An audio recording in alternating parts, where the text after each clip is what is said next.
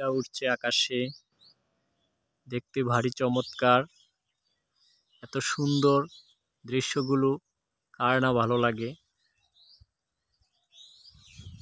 প্রাকৃতিক মনোরম দৃশ্য, সবুজ নীল আকাশ এবং সাথে কত সুন্দর একটি পুকুর।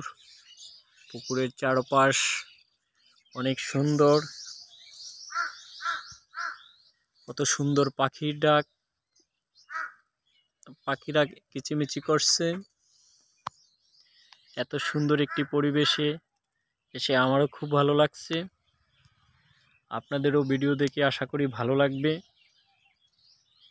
এই জলাশয়টিতে মাছ চাষ করা হয়, অনেক বড় একটি জলাশয়। দেখাচ্ছি আপনাদেরকে, অনেক বড় একটি জলাশয়। এখানে রয়েছে বিভিন্ন ধরনের ফলের গাছ, বিভিন্ন গাছগাছালি। খুব চমৎকার একটি পরিবেশ, মনোমুগ্ধকর, এক কথায় অসাধারণ বলা যায়। এখানে রয়েছে দেখুন, আমরা যেটা আঞ্চলিক ভাষায় ডেউয়া বলি বা ভর্তা বলি কেউ।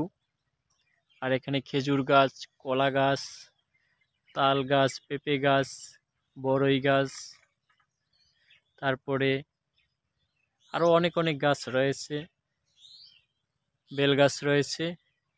লক্ষ্য করুন, অনেক বড় একটি বেল গাছ রয়েছে। এখানে অনেক বেল হয় এবং প্রতি বৎসর এখান থেকে অনেক বেল সাধারণ জনগণ এবং আমরা খেয়ে থাকি। কত সুন্দর কলার বাগান, কলা হয়েছে গাছটিতে। খুব ভালো লাগছে আমার এত সুন্দর একটি বাগান দেখে এবং এত সুন্দর একটি পরিবেশ দেখে।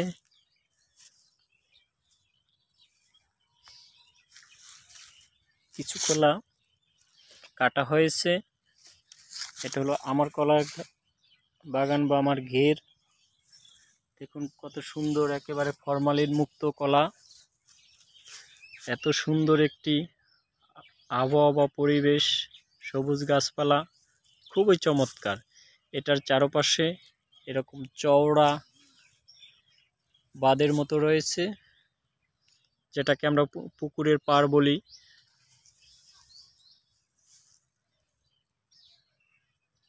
এখানে খুবই মনোরম দৃশ্য এবং খুবই পরিষ্কার পরিচ্ছন্ন এবং শুকনো একটি জায়গা। এখানে খুবই ভালো লাগার মতো একটি জায়গা। আশা করি আপনাদের এই ভিডিওটির মাধ্যমে আপনাদের কাছেও ভালো লাগবে। আর আপনারা